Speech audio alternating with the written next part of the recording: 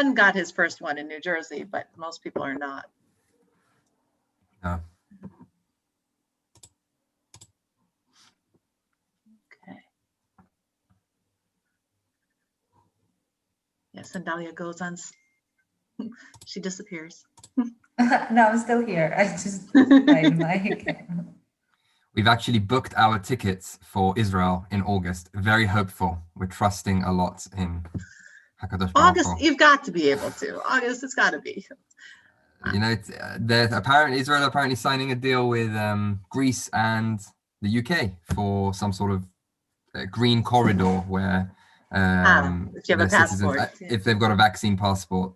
So hopefully we get some sort of vaccine by August, because we've already booked the tickets.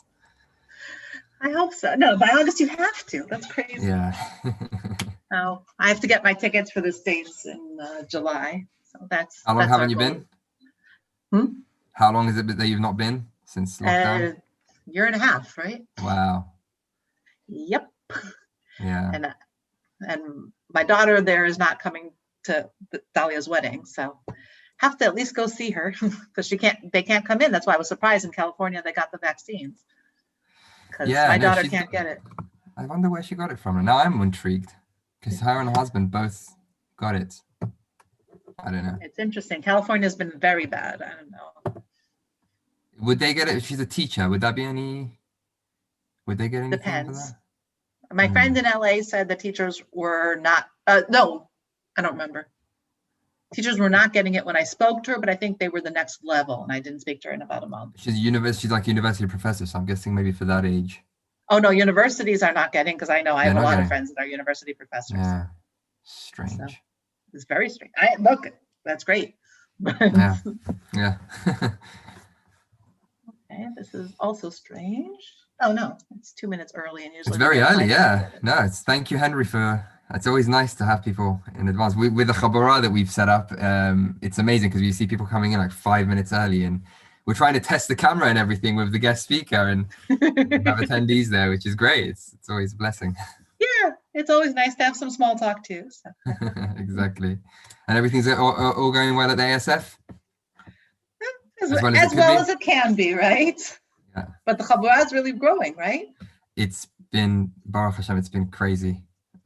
We've had so much interest from so many different organizations around the world saying we've been waiting for a Bet Midrash that's teaching these things. So no, thank God. We've got about 280 people in our WhatsApp groups, 2 different WhatsApp groups. And yeah, it's about 50, 60 people coming each week. Last night we had over 100 people.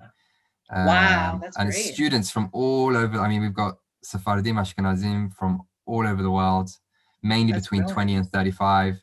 And a lot of them will be teachers. A lot of them will be teaching. So, you know, I'm going to have a whole list for you of people that can come and give classes on whatever topic you're interested in. No, that's amazing. And they should be trained also in diversity. So it would be great if we can, you know, work 100%, both ways. 100%. So, no, thank God. So far, so good. Yeah, people are starting. What was I going to say? Oh, did you have a chance to stop by a Tu B'Shvat program? Our Tu B'Shvat program? It was on the same night as something else. I remember when you sent it to me, and because Rabbi Dweck was, when I reached out to him, he said that he had told his secretary that he could do it. Yeah, but then it didn't work out. It didn't work out. That same night, there was another event. I think it was the night of the Sephardi Bet Din conference. Was it on? Oh. Was it Monday night or? When was it? No, it was like Thursday. 2 weeks ago. Yeah, it was Thursday. On Tu B'Shvat. Yeah, I remember there was a S&P event that night that Rabbi Dirk That's so strange because we had 7 rabbis in Chazanim, Delia? How many? Let me see. From the S&P UK? We didn't have anyone from the UK. Not from UK. Okay. No, so there was some sort of from Amsterdam, New York. Wow. Dominican Republic, Israel, Montreal, yeah. Wow. Philadelphia, yeah. And New York. No, it was, they're really good. Rabbi Rode and Chazan Pereira from Amsterdam. Rabbi Rode is from New York. And they really bring things together. It's nice. Does Rabbi Meir Soloveitchik get involved often with ASF? No? No. But we're very close to other people, like to Rabbi Rode and to Zachary Ettinger, if you know him. His last name sounds familiar. He's very educated. He is the sexton at the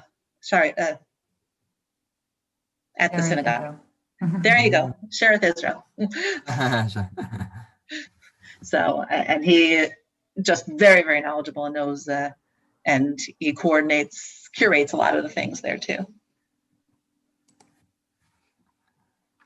Welcome. Hello, good morning, good afternoon, good evening, wherever you are.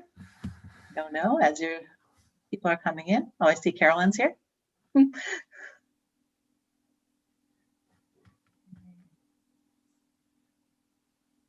gonna do this.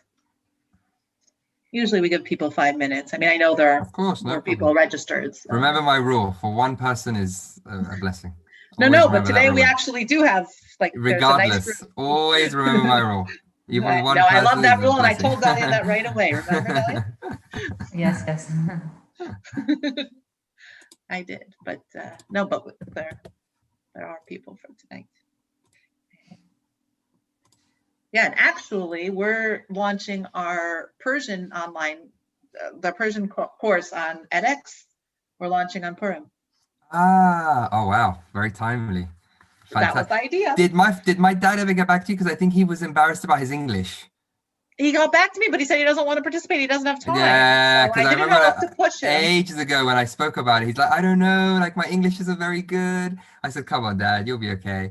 But I think he was very, very nervous about his English. And then he said he'd think about it and get back to you. So I guess he didn't. Well, you know what? I'm going to at least send to you all the programs that are going on. Maybe he would at least appreciate seeing it. I want to, yeah, no, it's to share it with the group, the Habura group.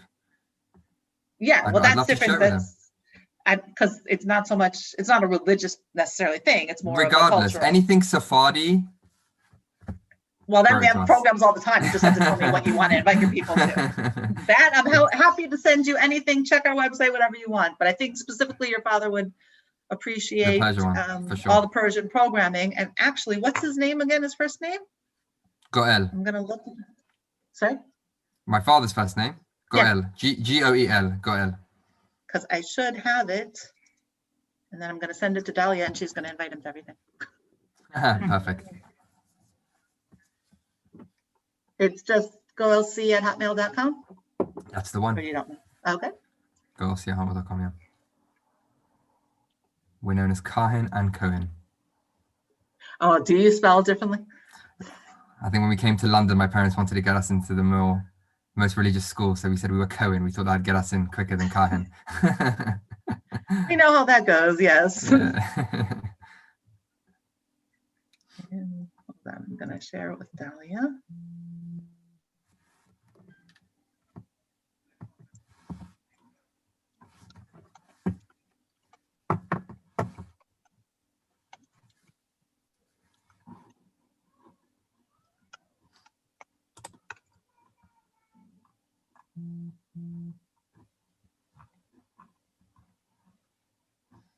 Okay, so now I always have the problem. I appreciate those who came on time, so thank you. You know, it's always a juggle, the people who are running late. So you tell me, what do you want to do? I'm ready. Okay. I don't mind. Yeah, it's whenever. Let's begin. I'm ready whenever. Fantastic. Perfect. So we are going to begin, and people are going to be joining throughout, I'm assuming. They registered. Okay. So first of all, thank you to all of those who are here, and thank you for being on time. And I want to make sure that you have been paying attention, because there's so much going on all over, both in England and in the States and around the world with all these things. And I do want to say that we are very excited to have Sina Kahen here. Now you just told me how to pronounce it, and now I just said it wrong. Anyway, it's fine. Kahen, Kahen. I love them all. It's okay. Okay, because I know you just pronounced it differently. So you're saying that's less important, because what you have to say is much more important. And I think the concept of giving the Sephardi perspective, the Western Sephardi perspective and philosophy on Torah reading and analyzing it that way is so important for us today, particularly in these times that lead to fanaticism and lead to really polarizing. And really the philosophy of the Western Sephardi really is to bring us together. And that's one of the reasons it was so important to have you back and to continue to have you back. And like we were saying, to have your Habura come and do things with our programs as well. And so again, thank you very much for coming back. Thank you for having me. And so just a little bit of an overview, because I think what you have to say is much more important to what I have to say. And so Sina Kahen, now I'm going to be self-conscious, Kahen is author of Ideas Shemot and Ideas Breshit, the latest volume in his popular series on the weekly Torah portion based on the classical Sephardi approach to Torah. However, his full-time work is in surgical robotics and AI, and he represents the Sephardi Habura in the UK. So keep in mind the different things that he's also going to be bringing together a little bit of the tech today, together with some of the Torah. And we're just, if you have logistics, if you have questions, please put them into the Q&A or the chat. Logistic things, throw them into the chat. Sina will be monitoring it, I'll be monitoring it, and we'll get you there. So I'm going to hand the floor over and Thank you so much. Really happy to be here again with you and with the ASF. It was, I think, 6 months ago or so that I was here to talk about the Bereshit edition of the series. Really honored to be allowed to come back and share some ideas on Shemot, probably my favorite Sefer in the Chumash. What I'm going to do is I'm going to share my screen. So do let me know if you can see. 1 second. There we go. yes, we see it. Fantastic. So I guess the topic of the shiur, the talk, is very much in line with the classical Sephardi approach to Torah. And by classical Sephardi, I know previously I've used Western Sephardi, and I had some eyebrows raised when I equated Rav Kafach of Yemen as Western Sephardi. But when I say classical Sephardi approach, it's really how my teacher, Rabbi Joseph Dweck, the senior rabbi of the Sephardim here in the UK, defines it, which is very much the Sephardi approach to life, where we see the author of the Torah and the author of the world being one and the same, and there are no contradictions. We have, in many different areas within Judaism, a dualistic approach, where it seems as though the Torah and the world are almost created by two different entities and they're in conflict. But the Matsui Rishon, the primal existence that we understand from Harambam, and of course a lot of Hachmei Sefarad, and going back to the Gaonim and Chazal, there is that rooted in the same source principle. So the topic really represents that, and that's why it's called Monotheism Science, how Exodus impacts our understanding of reality. And how I actually got to writing this Shemot edition, as I said, the Bereshit one was from last year, but the series itself came from the kind of different fields that I'm in that Drora, you kindly touched upon. So I graduated as a biomedical scientist, work in the AI surgical robotic space, but I study very much, Torah for many years now. And as a student of Rabbi Dweck, I started to learn more about this classical Sephardi approach, and I realized that a lot of the Torah that we're learning is not actually rooted in classical Sephardi, the Mesorah. The vast majority of yeshivot are rooted in Ashkenazi Hashkafa and Ashkenazi Halacha, which is equally powerful than the Sephardi one, but it is not a Sephardi one. So I was really driven to do my little piece by putting together some essays from the Hachamim that I've learned from, and put together essays on the weekly Torah portion through this lens of classical Sepharad.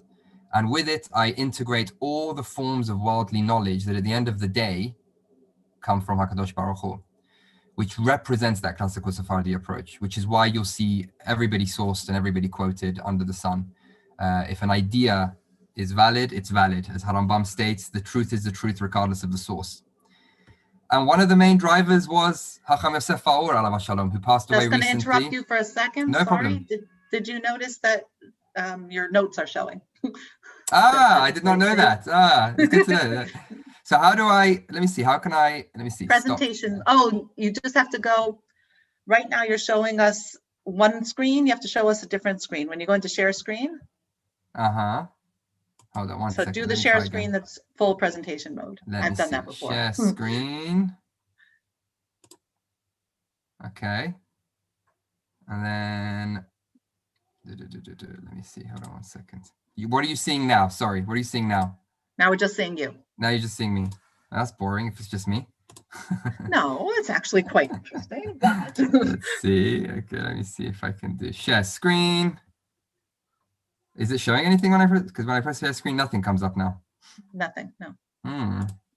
Sorry about that. To be honest, my notes aren't that Hopefully everybody exciting. understands. Okay, let's see if I can do share screen. Okay, and then if I go. Now, do you still see it? We still see the notes, yeah. Okay. Okay. I mean, it's not the end of the world. I'm just letting you know. Let's see if I can do, how do I turn off this? I don't even need the notes. That's the funny thing. I think what I can do is do, nope. Okay. I'll just do it like this because they're not even needed. There we go. Oh, there you go. Okay.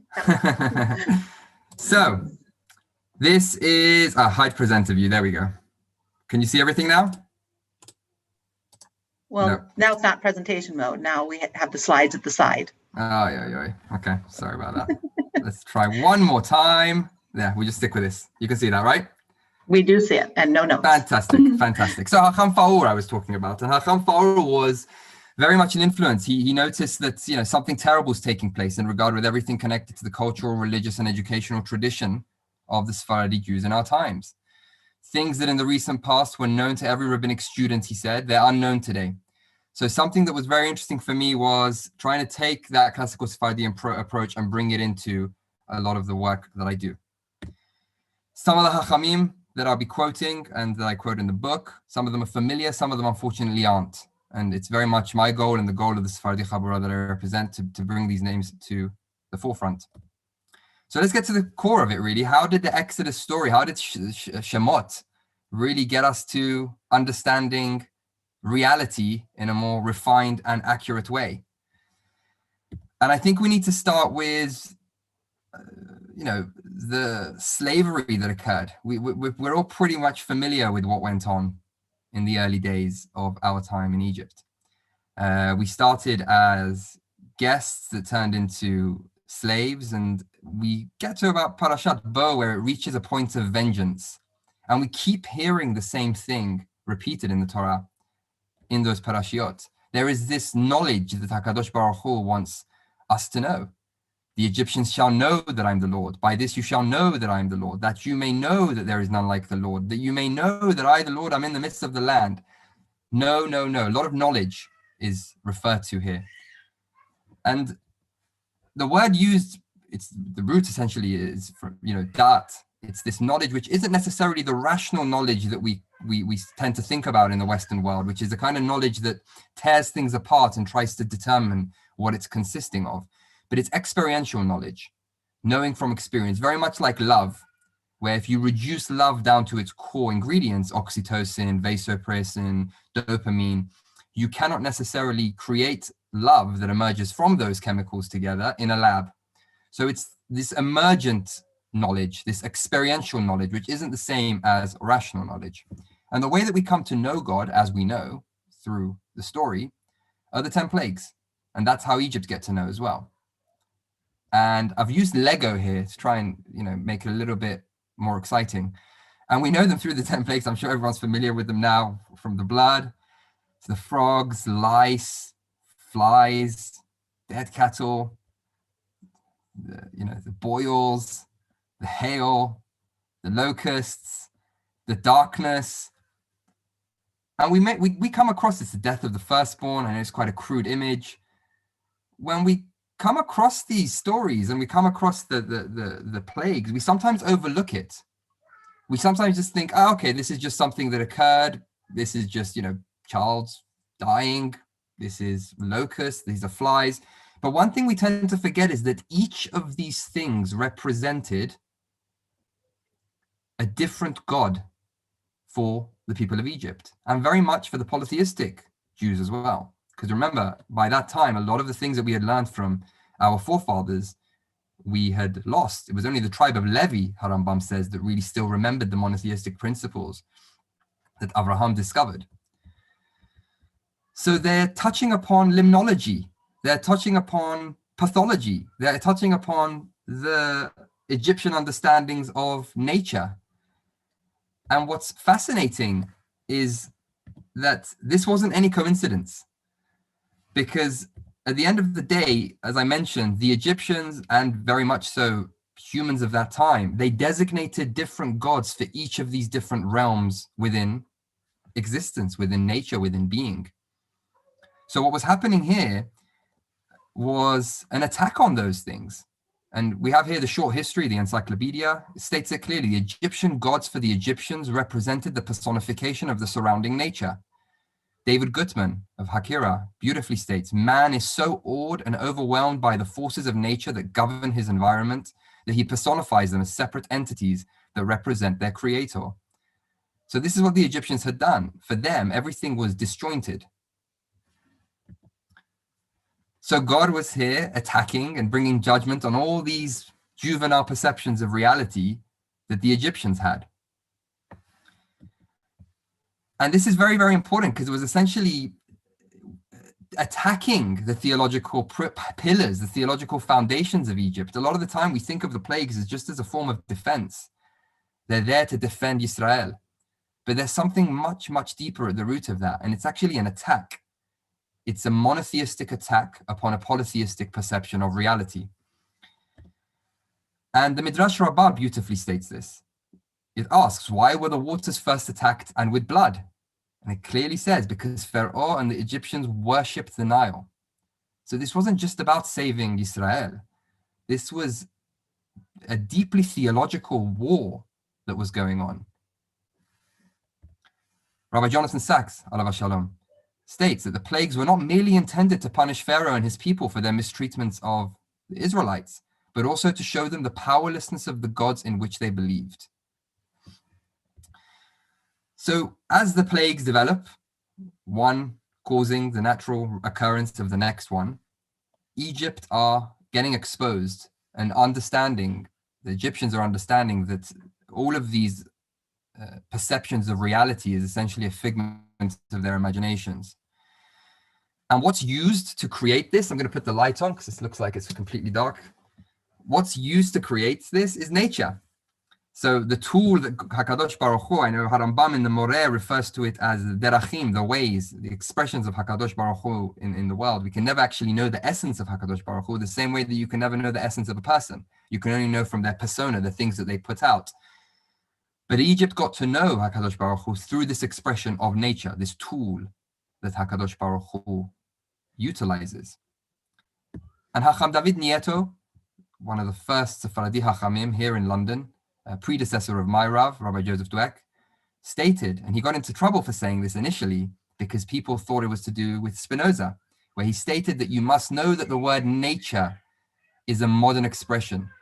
It is not found in the words of Chazal. It's clear that everything attributed by modern thinkers to nature is due to the action of God. And this was the tool that HaKadosh Baruch Hu had utilized, challenging these and many more Egyptian gods that were, in essence, controlling all these different elements of the reality that the Egyptians had perceived. But why was this so important? What is there to gain from this transition, if you like, from polytheistic perception into this monotheistic truth? Who cares if there's 50, 100, 200 gods, or if there's one God? And I think that's a very big misconception that we have these days, where we think that the monotheism of Torah is just that we reduce the number to one. Christopher Hitchens, one of the renowned atheists who's passed away almost a decade ago now, always used to mockingly refer to this. And he stated in a lot of his debates with rabbis that Judaism helped bring the world to the closer answer with regards to the number of gods. It went from many to one. He held that there's 0. So he said Judaism assisted the world in getting into that understanding that there's no God. But that's the misconception that Christopher Hitchens and many of the new atheists understood. And I think a lot of Jews misunderstand, which is that they believe that it's one God as opposed to a single source, not an entity that exists, but existence itself. The word itself, when we think of it, Yud Ke Vav Ke, it represents the concept of being. What was, is, will be. It is being itself. It is existence itself. Due to a lot of Christian translations later, Greek translations, the word Yud Ke Vav Ke became a name, like Zeus. So it was almost deemed as being an entity, when it is actually never deemed that way by our Hachamim. It was existence itself. So what was the purpose of stressing this? Who cares if there was 50 or if there's a single source? And I think what we've come to understand, and science has actually come to understand, is that the unity of monotheism is essentially at the core of all of our discoveries about reality, and it cannot be understated. Usually we think of monotheism as the other side of science because of a lot of the lack of knowledge that people have, including rabbis, about science and about the theological and philosophical underpinnings of Torah. But what we see is actually science would be really hard pressed to develop if monotheism wasn't around. Robert Fuller, famous physicist, beautifully states that monotheism is the theological counterpart of the scientist's belief in the ultimate reconcilability of apparently contradictory observations into one consistent framework. Really important to think about what he's saying here, because you have to think about what the scientist is trying to achieve. When a scientist goes into the lab, when I used to go into the lab, you go in with a major assumption that the laws of nature are consistent. And that's very, very key to all investigations that you do, and we'll see why as we move on. So that's Robert Fuller. Isaac Newton, everyone knows Isaac Newton. He stated as well, if there be a universal life, universal, unity, single, and all space be the sensorium of a thinking being who by immediate presence perceives all things in it, the laws of motion arising from life will or may be of universal extent. So we're seeing here again, there has to be some consistency. There has to be some unified cause, this unified thread that holds all of reality together. And if we think about it, it's no surprise that science really only developed, fundamental science, really only developed in monotheistic civilizations. We overlook this. Even Aristotelian monotheism, which is again another form of monotheism, which I think a lot of people misunderstand Judaism being, they didn't hold that there's this consistency, because as Aristotle states, there's a difference between the realms. So maybe everything beyond the moon is consistent, but beyond that, there could be conflicting and contradictory laws. So what a polytheistic reality or polytheistic perception of reality does is compartmentalize things. So you have different gods for different elements, and it requires no consistency. One law of nature or one law of a certain area of nature does not need to be consistent with another one. And this would be an absolute nightmare for a scientist. Hacham Faur beautifully puts it together as the compartmentalization of knowledge into discrete categories, disjointed from one another. This reflects a polytheistic view of reality. René Descartes, who is a 17th century philosopher, beautifully states, we can expect a more perfect overall structure for the various parts of a building on which man alone has worked than for a building whose construction had many masters. Very poetic way the French philosophers used to put things.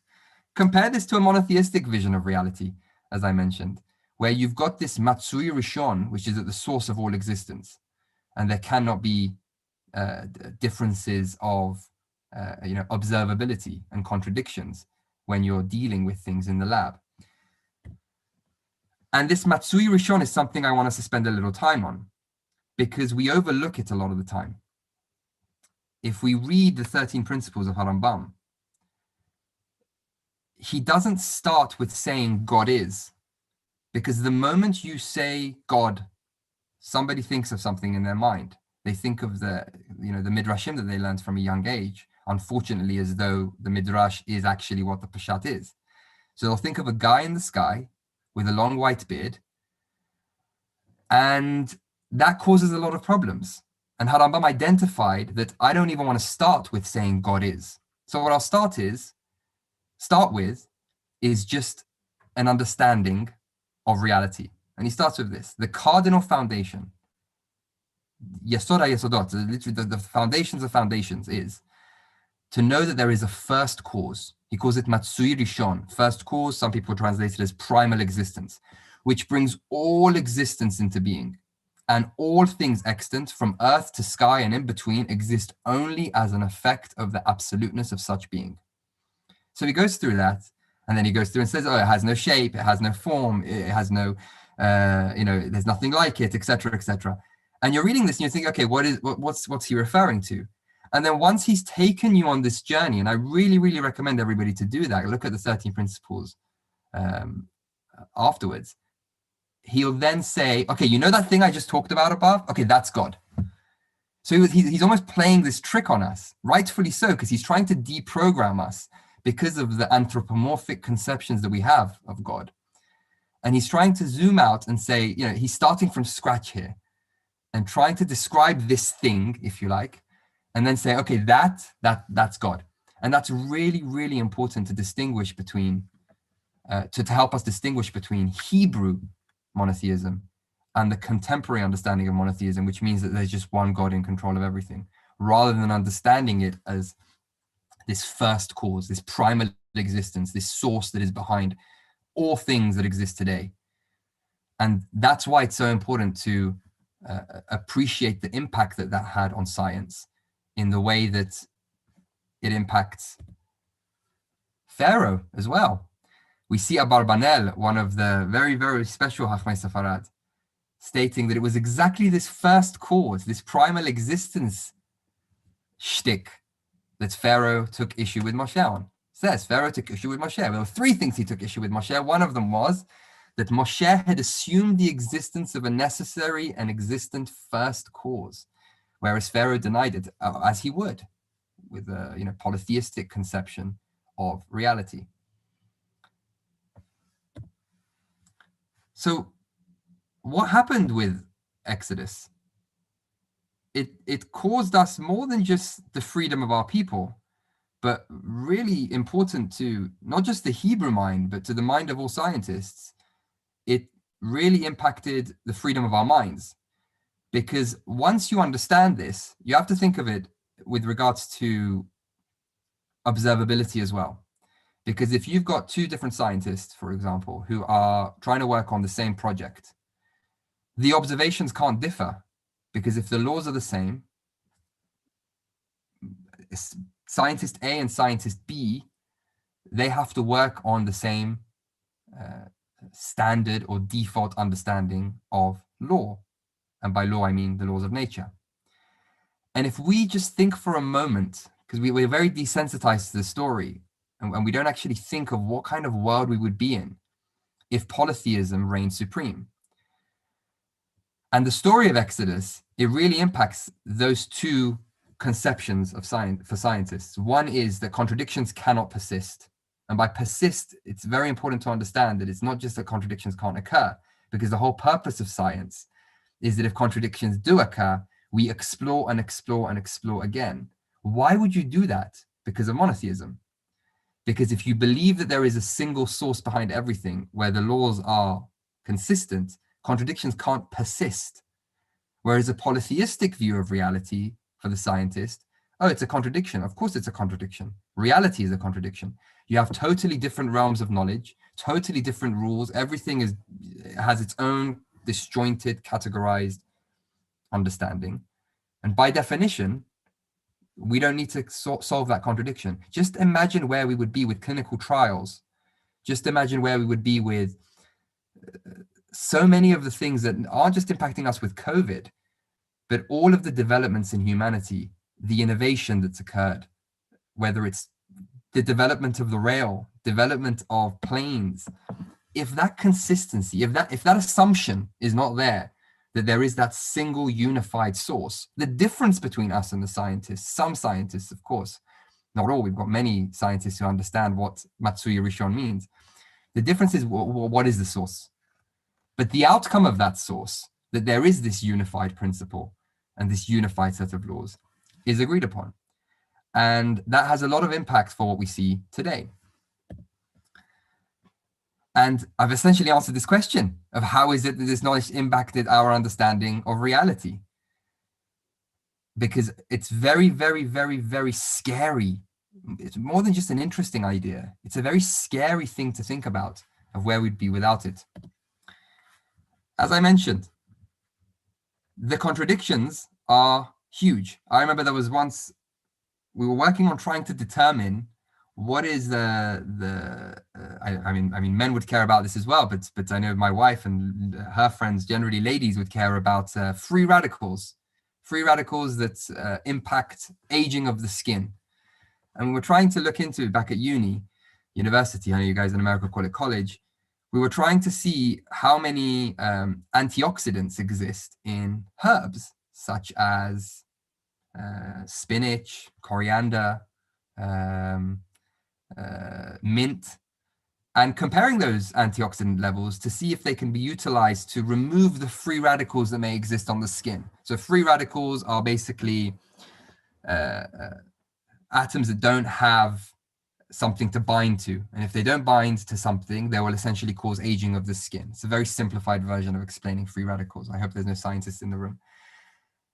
And when I went into a lab with a colleague of mine, if we had noticed that there was a contradiction that he had observed and I had observed, we had to have it peer reviewed, we'd have to analyze it, and we'd have to dig into finding out what is the root of that contradiction. So we could not possibly sit back and just say, okay, that's it. So I've personally experienced what an impact it has to have this unified set of laws. And it's something that I think is really, really important to consider when we constantly think of science and monotheism as being some sort of polar opposite. And we all know Albert Einstein, and he touches upon another point that's really important to take from all of this, which is that we sometimes tend to see complexity and get confused. I don't know if anyone's seen the kind of speciation graph where you see how all the species evolved over millions of years, and all essentially from a single-celled amoeba. So one cell essentially evolved into so many different forms of life as we see it, life as we know it. But a lot of the times, even when we're dealing with things in work or in personal, private life, we may see complexity in something, but only once we dig into it and start going back step by step by step, we see there is this beautiful simplicity behind it all. And that's something that you really get a feel of when you study science, that amidst all the complexity that you might see as you go and walk in the street, there is this simplicity behind it, which we see in the scientific terminology comes from that one source. But in the terminology that we know it as HaKadosh Baruch Hu being the author of the Torah and the author of the world, Albert Einstein puts it beautifully, where he says it's a wonderful thing to recognize the unity of a complex of phenomena, that to direct observation, they very much appear to be quite separate things.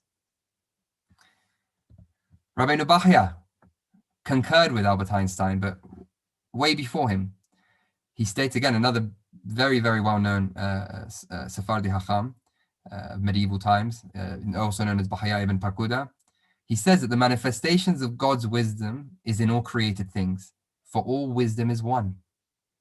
Even though its signs vary among the things created, in its foundation and essence, it is all one. So that complexity, its signs, you know, how Einstein says there's this complex of phenomena that to direct observation, they appear to be quite separate things. For always, even though its signs vary among the things created, they vary, look so complex, they look disjointed, but in its foundation and essence, it's all one, which kind of gives a little different taste to Shema Israel, because we're looking at it more than just saying, oh, okay, we don't have 50 gods anymore or 100 gods. We've just got the one. it's much, much, much more than that. And before I finish up, something that we should also consider is that this development in human awareness is reflected in some of our most often recited barachot. Just think about Mashiv Haruach Umerid Hageshem, when we say that he who causes the wind to blow and the rain to fall. Another example of when we overlook certain things, in whether it's in our tefillah, whether it's in the parasha, whether it's in the 13 principles, we take a very superficial reading of them. But Achamfar outlines this as well, that when we read this, we have to remember there is more than just, we read this and think, obviously he causes the wind to blow and the rain to fall. But just this line in and of itself represents such an important development in human awareness that we cannot overlook these things when we contemplate over tefillah, which is essentially the root of tefillah, leit palel, to contemplate, to meditate. We cannot overlook these things, that this development that occurred as a result of this attack, theological attack upon the foundations of Egyptian perceptions of reality, allowed for monotheism to take hold and allow for the development of science, fundamental science, which only developed in monotheistic civilizations, to allow us to be where we are, where science, technology have essentially improved human understandings of the world and human conditions more so than ever before. And of course, Pharaoh finally got to know through this, and it's beautiful how Shemot, there's some poetic irony in it, that it's fantastic that we have to have this line there. HaKadosh Baruch Hu had to include this line. It's again, we read this stuff as though it's just so matter of fact, but there's such beautiful humor just in this line alone, that it had to be included, where Pharaoh says, now I know. Now I've got the da'at now. Now I know that the Lord is greater than all other gods. And that's a very, very, very key thing, that this perception of reality got shattered. And I know Rashi states that amongst the people of Israel that left, there were also Egyptians that left with us. And that perception of reality should never, ever, ever be ignored, because at the end of the day, it is at the root of everything that we are doing and that we'll continue to do if we want to see the Olam develop and evolve towards more positive outcomes in the future.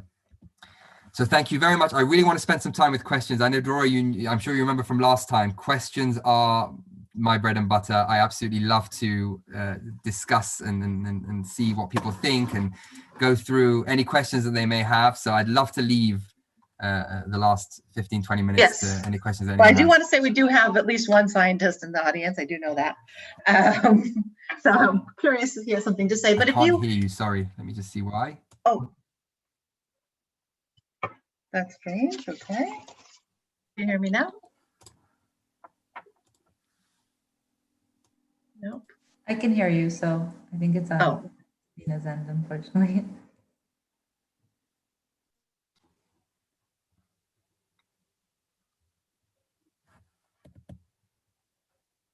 I can't hear anybody for some reason. Sorry, can you hear me? We hear you, but you don't hear us. That doesn't help. Hold on. Now I can hear you. Sina. Yeah. Now I can hear you.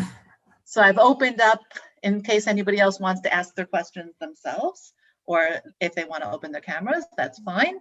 Some people are shy, I understand that. Oh, hello, Henry. Thank you for opening up. I do want to just ask quickly, if you were saying specifically that this is from the Sephardi perspective of the creation of the world, how would you say that's different? Your In what sense? Sorry. In the philosophical sense of the science and analyzing and I'm not expressing it very well. Give me a minute, I'll think about it. In the meantime, if somebody else has a question. These things take time to think about. So I always respect it when people say, I want to think about the question when it's a scientific, philosophical, or Torah-based question. It works in my head. Are you saying, how do the Sephardim view creation relative to, is there a difference that I'm I'm asking what, if you had to compare it to an Ashkenazi viewpoint on the same thing you were saying today, that's what I was asking. That's such an important and good question.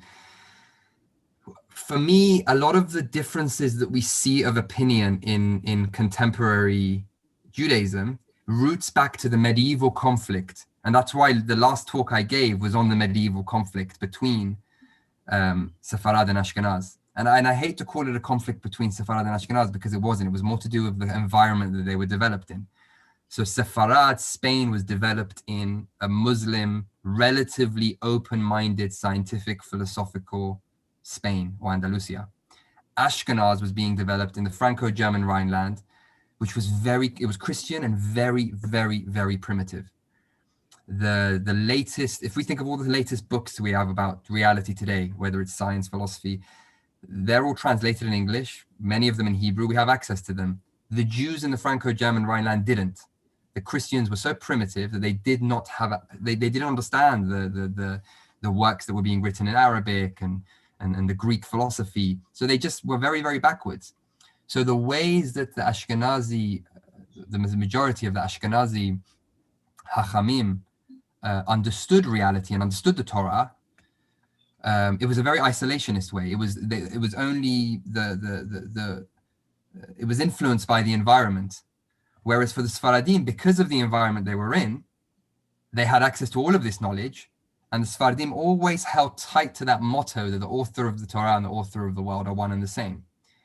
So Harambam states, if a rabbi said this today, he'd be kicked off, his semicha would be removed. Harambam states, contradicts. Can you hear me now? No, yes. Yeah, I almost went on the most important part. Huh? I kept everything. Harambam states that if there's a verse in the Torah that contradicts reason or contradicts our understanding, basically, of reality, not it should be interpreted otherwise. He says it must be interpreted otherwise. We're obliged to just imagine a rabbi got up today and said, sorry, this verse in the Torah, it doesn't fit with established, the established science, not some theory of science, established. Gravity is not a debate anymore. It's gravity. So that is very much this intellectual milieu of Sepharad, where there was no contradiction. So what I would say to the question is, as an answer, is that when you have that motto that there can be no contradictions, it's either we've understood Torah wrong or we've understood science wrong, but there can be no contradictions because it's the same author. That influenced a lot of the understandings, not just on creation, but on certain pesukim, on just the understanding on Judaism as a whole. And that integrationist element of Sepharad was very, very, very special because it allowed for integration of all forms of knowledge into this unified form. And we have Hachamim beyond medieval Sepharad. Hacham ben Sion Uziel, he states that Talmud Torah is only Talmud Torah if all forms of worldly knowledge are incorporated in it. Talmud Torah, not studying science or philosophy just as a nice little side dish. Hacham ben Sion Uziel, Rishon LeZion, states you have to include it as part of Talmud Torah. More recently, a modern day Hacham that says this is Rav Eliezer Melamed, an Ashkenazi Hacham, an Ashkenazi Talmid Hacham. He holds that all forms of worldly knowledge must be included in the way that we understand things. So it's what I love about it is that we're rooting it back to what was, as opposed to some innovative, new age, wishy-washy approach to Torah. We're just going to how the Gaonim and how Chachmei Sepharad understood it then, and that's the difference. That motto, author of the world and the author of the Torah, are the same. Well, I'm going to go a little. If you can have Rav Kapach as Western Sephardi, are you familiar with Rav Amnon Bazak? Yes. One of my closest friends is actually a student of his. I was studying with him at Gush. He just came back from Israel. Unbelievable. I've quoted him in the book a few times. So unfortunately, I have not received mine yet, but it's on its way. Yes, and actually on that note, I should probably share it as well. I don't have to be the only one asking questions here, but one of the reasons I brought him up is because he specifically brings in the science and the archaeology and even some biblical everything, history, psychology, yeah. biblical. This is the thing though, the fact that we're mentioning him as being some sort of, God forbid, black sheep, but in the sense that he's different from the norm, that's so depressing. It's so shocking, because it just was not the case in the vast majority of Jewish history. It just was not the case. And we especially don't see the case with Chazal. So it's good that we're seeing more Hachamim understanding that the author of the Torah and the author of the world are the same. And there'll be many more Hachamim non-Bazaks in the world. Bezrat Hashem. I do want to make sure you all, I put it together with my things too, but that we're all familiar with the books here. So please make sure that I just took the images off of Amazon, but Reshit, I was able to really take a look at before. Unfortunately, Shemot, like I said, didn't come yet, but hopefully I will be using it as well. And like I had mentioned at the beginning, I want to make sure that everybody knows about our Persian experience as we are opening up a full course on Persians. And hopefully everybody else is thinking of their questions while I'm talking, but I wanted to make sure that we at least mention the book. Persian experience looks fantastic. I definitely want to sign up to that. Well, I was born there. I told you, Dora, right? I was born there, right? You know that, right? Yes. So it's not just that my parents are from there. I was actually born there. Some people still think I'm a Mossad agent. Yeah, my husband gets that too, actually. Henry, you opened your mic. Did you have a question? Yes. First off, I really appreciate the explanation you gave, the different environments in which Sfarad and Ashkenaz existed in. That being said, I read both your book on Bereshit. I'm currently reading Shemot. Wow, I'm honored. Thank you so much. Well, wait a minute. That's the good news. And I got a sense with Bereshit, you did, and this is not the right term. I just can't think of a more appropriate one. I thought you were doing a certain amount of Ashkenazi Chachamim bashing. Is there any particular part of it? Because that's really important feedback. Does your site give an option to contact you? Say that again, sorry? Does your website? Yes. Do you have the option to contact you? Yes, absolutely. But I can give you my direct email address now, if it's even easier. Shall I put it in is there a chat that I can put it in? Yeah, there's a chat. Yeah, here we go. Perfect. I love receiving all forms of feedback. Here is my personal email address. Okay, toda rabba. So, okay, I dealt with it in Bereshit. I get to Shemot, and it seems like you're continuing the same thing. I said, wait, time out. But I'll get back to you directly. Please do, because that's very important. If you have an example, maybe it would be helpful to. It may be a feel. It may be just generally this. Also, now I lent it to my Rav, who's also Ashkenazi, the Bereshit, and he had the same impression. I see. So it's surprising in the sense that Rabbi Daniel Koropkin, who's president of the Rabbinical Council of America, he's Ashkenazi, and I'm surprised he never acknowledged that. But what I would say is, first of all, that's very important to know. So thank you. I'd love to see if it's. I agree with what you said. I just think must speak foul. I need to be clearer, though. I need to be clearer. If it comes across to some people that it's chas v'shalom Ashkenazi bashing. Would I say Ashkenazi worldview? I disagree with fundamentally. Yes, definitely. But the Hachamim, again, it was very much a result of the environment. It was not a result of God forbid a Hacham. Or their understanding. It's more to do with a worldview that was. I would blame the Christian environment more than anything else. Okay. But it's very important. I'm good with that. But it needs to be made clear, is your point in the book, and I totally agree. Go to. Yeah. Thank you so much, and thank you for getting the books. I really, really appreciate that. Are there any other questions? No, I guess you were just too clear. Thank you so much for having me. I definitely appreciate it. Thank you so much, and I am looking forward to reading it. Adam, are you here because you have a question, or you're coming to say hi? Oh, okay.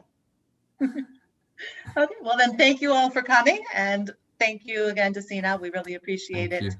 And waiting for Vayikra now too. Thank you. Yeah, if my wife doesn't leave me by then. Thank you very much. Thank you all. Thank you all for being Have a here. great rest of your week, day, Take evening. care. You too. Kol tov. Go to. Bye. That's all.